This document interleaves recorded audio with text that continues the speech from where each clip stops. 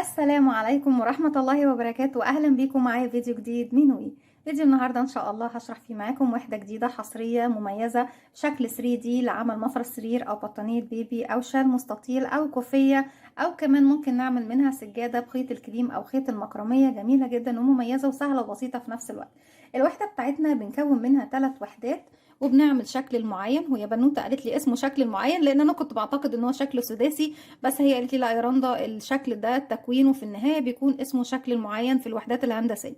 جزاها الله كل خير. طبعا الوحده بتاعتنا زي ما احنا شايفين بنستخدم فيها غرزه الحشو. بستخدم 3 الوان من الخيط، وطبعا تقدري تعملي مجموعه الالوان اللي انت حباها في قطعه واحده. يعني تقدري تعملي المفرش بتاعك بمجموعه الوان بس تشبكيهم بالطريقه اللي هنشوفها مع بعض النهارده. طريقة التشبيك بتكون بالخيط والإبرة، دي أفضل وأنسب طريقة لشكل اللي احنا هنعمله مع بعض النهاردة. أما طريقة التشبيك عن طريق إبرة الكروشيه هتكون صعبة عليكم شوية وبيكون ليها طريقة مختلفة، لازم يكون ليها فيديو خاص بيها لوحده، بس أنا ما بفضلهاش بصراحة. بفضل الطريقة دي، بتكون شكلها حلو جدا وجميل ومميز ومش باين فيها أي خيط وإبرة، بتكون حلوة جدا. زي ما احنا شايفين انا اشتغلت لوحدي وحدتين، وهنشغل الوحدة التالتة مع بعض، وهي نفس الشكل ونفس العدد ونفس طريقة العمل. هسيب مسافة من الخيط وهستخدم خيط صوف متوسط السمك مع ابرة رقم 3.5 ملم. نوع الخيط بيختلف على طبيعة الشغل اللي بتشتغليه. لو هتشتغلي ملابس او مفروشات، مفرش سرير او بطانية بيبي، ممكن تستخدمي الخيوط القطن او الخيوط الصوف. لو هتستخدميها كسجادة او مفرش للارض هتستخدمي خيوط المكرمية او خيط الكليم. هنسيب مسافة من الخيط، هلف الخيط حلقة على الهواء بالشكل ده. بدخل داخل الحلقة بتاعتي، ألف الخيط وأخرج. طرف الخيط بشده بقى في العقدة البداية. هرتفع سلسلتين، بيكون عندي على الإبرة حلقة بلف الخيط وأخرج منها بسم الله كده. 1 2. بسيب أول سلسلة وبدخل في تاني سلسلة في الحلقة الخلفية الباك لوب، ألف الخيط وأخرج. معايا حلقتين بلف الخيط وأخرج منها كده. 1 وفي نفس الفراغ تاني 2. هرتفع سلسلة وألف شغل الناحية التانية. عندي هنا تكون ايه يا بنات؟ تكون غرزتين. هدخل تحت كل غرزة تحت حرف الفي فيها واشتغل غرزتين حشو، يعني بعمل تزايد على الغرزتين.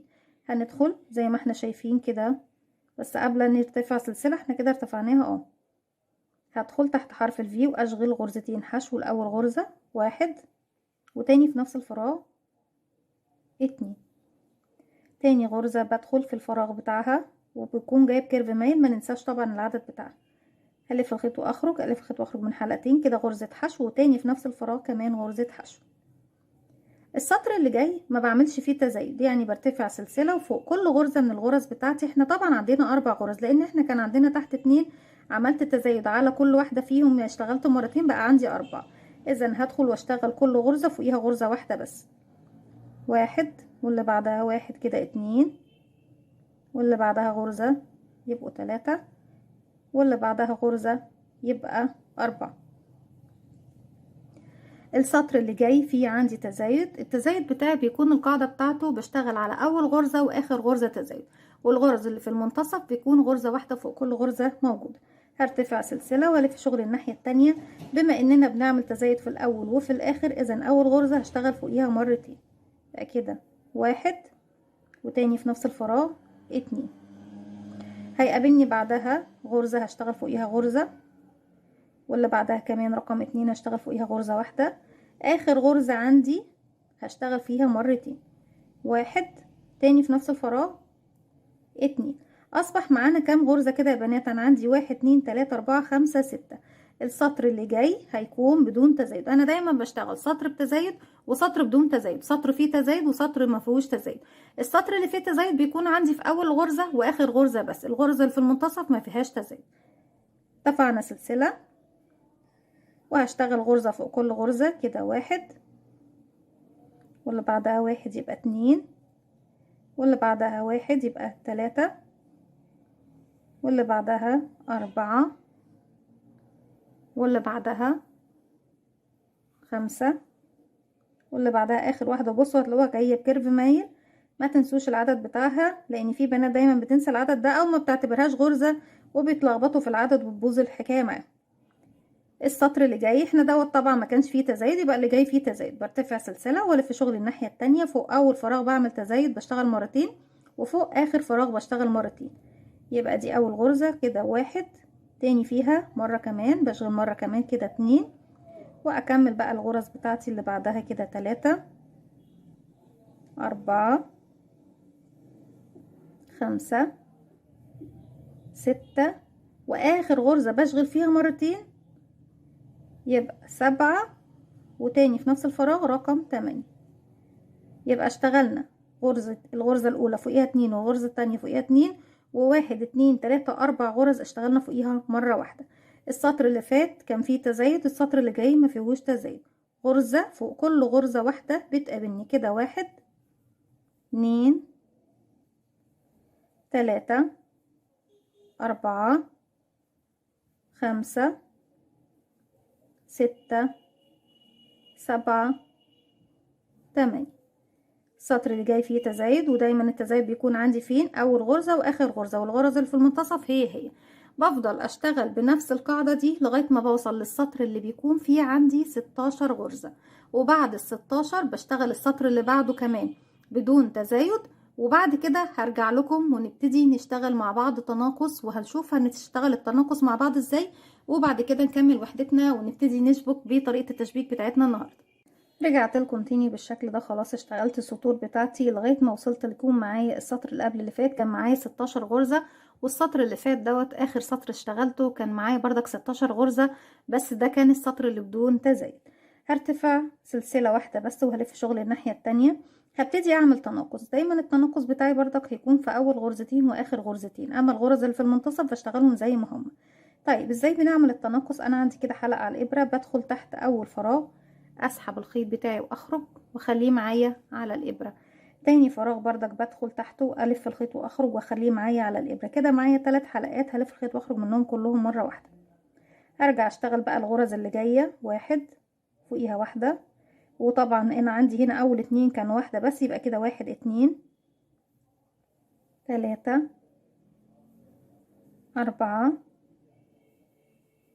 5 6 7 8 9 10 11 12 13، ومعانا اخر غرزتين مع بعض هيبقوا هدخل هلف الخيط وهخرج اخليه معايا على الابره، الغرزه اللي بعدها هدخل هلف الخيط وهخرج اخليه معايا على الابره، هلف الخيط واخرج من ال3 حلقات، كده بقى معايا 14 غرزه.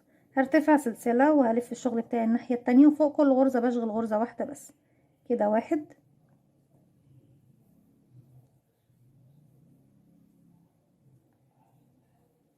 2 3 4 5 6 7 8 9 10 11 12 13 14، جايب كيرف مايل ما ننساهاش. طيب السطر دوت كان بدون تناقص، السطر اللي جاي فيه تناقص برتفع سلسله واحده بس وبلف شغل الناحيه التانية، اول غرزتين فيهم تناقص واخر غرزتين فيهم تناقص. هدخل الف الخيط واخرج واخليه على الابره، ادخل الغرزه اللي بعدها الف الخيط واخرج واخليه على الابره، كده معايا الحلقه الاساسيه وحلقتين اللي هما بتوع الغرزتين هلف الخيط واخرج منهم كلهم مره واحده، كده الاتنين دول بقوا واحده. بعد كده هنعد بعد يوم واحد يبقى 2، واللي بعدها كمان 1 يبقى 3 4 5 6 7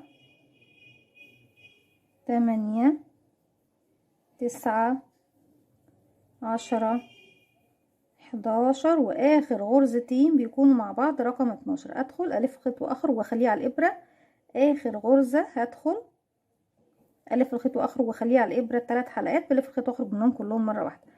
ارتفاع سلسله وهلف شغلي الناحيه التانية، السطر اللي جاي بدون تناقص بالظبط نفس طريقه التزايد عندي، يعني بشغل غرزه فوق كل غرزه تقابلني، كده 1 2 3 4 5 6 7 8 9 10 11 12.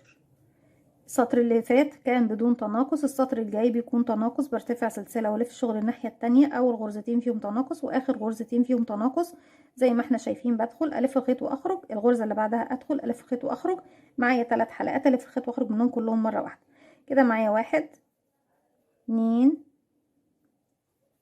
3 4 5 6 7 8 9. اخر غرزتين بيكونوا مع بعض 1 2 يبقوا 10. السطر اللي جاي بدون تناقص، يعني برتفع سلسلة وبشتغل فوق كل غرزة غرزة زيها، وبفضل اكرر بنفس النظام دوت لغاية طبعا ما بوصل لنهاية السطور بتاعتي. هكمل لغاية ما يبقى معايا غرزة واحدة بس. طبعا احنا تحت ابتدينا بغرزتين، لكن زي ما احنا شايفين الشكل بتاعنا السلسلة اللي اشتغلنا فيها جاية بشكل كده كأنك اشتغلتي في مكان واحد. نفس الشكل هناخده بردك فوق بنفس الطريقة. هكمل وارجع له. رجعت لكم تاني وكده بقى معايا 4 غرز، وطبعا السطر اللي قبله كان فيه تناقص ودوت 4 غرز بدون تناقص. هرتفع بقى سلسلة والاربع غرز هعمل عليهم كلهم تناقص، يعني باخد كل غرزتين مع بعض كده. 1 2 بقى معايا 3 حلقات الف الخيط واخرج منهم كلهم، واللي بعديهم 1 2 معانا 3 حلقات هنلف الخيط ونخرج كلهم مع بعضهم. طيب تحت احنا صحيح ابتدينا بغرزتين، لكن شايفين الشكل جاي معايا ازاي؟ بالشكل ده. اضم الشكل من فوق ازاي عندي بردك هنا؟ مش هشتغل بقى هنا دلوقتي بدون تناقص، لا هرتفع سلسلة واعمل تناقص على الغرزتين دول مع بعض في غرزة واحدة كده. 1 ودي رقم 2 واخر واحدة والف الخيط واخرج منهم هما الاتنين كده. يبقى احنا اخدنا نفس الشكل اللي هو عندنا تحت زي ما احنا شايفين بالشكل ده بالظبط اهو، مفيش عندي اختلاف. وده شعر دندي القط بتاعي. هلف الخيط بقى واخرج من الحلقه اللي عندي على الابره، وبعد كده بقى بقص الخيط بالشكل ده، بسيب مسافه منه 10 سنتي او اكتر وابتدي اقص. لو جينا حطينا الشكل بتاعنا اهو، بنبتدي بقى نضيفه بالشكل ده، وببتدي اخيط الشكل بتاعي. بيديني الشكل اللي احنا طبعا محتاجينه، هو شكل معين زي ما احنا شايفين. طريقة التشبيك زي ما قلت لكم من البداية ما بتكونش بإبرة الكروشيه، بتكون بإبرة الخيط معانا والإبرة زي ما احنا شايفين. طيب طريقة التشبيك بتكون ازاي؟ احنا طبعا عرفنا الترتيبة بتاعة الشكل بتاعي. هجيب بقى خيط وإبرة ونجيب القطعتين بتوعنا اللي هنشبكهم مع بعض زي ما احنا شايفين. باجي من المكان اللي هنشبك فيه. انا هنا طبعا زي ما احنا شايفين انا في جانب الشغل ده وش وده وش زي ما احنا شايفين. حابين تشبكوا بوش الشغل وبظهر الشغل، الطريقه اللي هنشبك بيها طريقه سهله جدا وبسيطه. باجي من المنطقه طبعا اللي هنشبك فيها بالشكل ده وادخل الخيط بتاعي بالشكل ده اهو، وابتدي مش باخد اي ضلوع مع بعض. يعني انا مش هقول لكم هاخد الضلع الامامي مع الضلع الخلفي او الضلع اللي خلفي مع الضلع الامامي اللي قصاده على طول بالشكل ده، لا مش هدخل هنا وهنا واشبك، لا انا هاجي هنا في الجانب ده وهدخل من قلب الشغل نفسه كده من هنا، هرجع تاني لفوق بالشكل ده اهو، شايفين كده. طيب والجانب التاني بردك من قلب الشغل نفسه هدخل من الناحية دي واخرج من الناحية التانية وافضل اكرر من هنا. هرجع هنا في قلب الشغل نفسه اهو،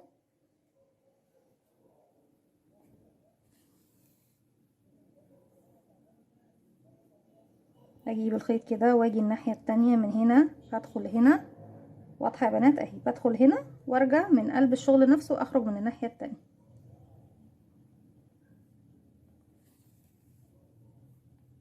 تاني، اروح للاتجاه التاني وهو من هنا لهنا،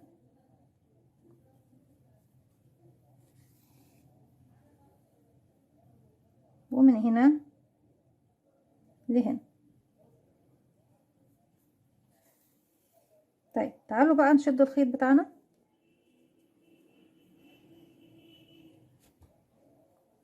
انا طبعا بكون عقد الجزء الاول ده. لو جيت انا شديت الخيط كده زي ما احنا شايفين اهو، بصوا ايه رأيكم؟ ولو ان احنا مشبكين بلون مختلف تماما، بصوا هتبصوا تلاقوا الجنب ده وجنب ده مشبوكين في بعض بطريقة نظيفة جدا، والخيط نفسه مش باين اهو. طيب تعالوا نشوف الجهة التانية، نفس النتيجة.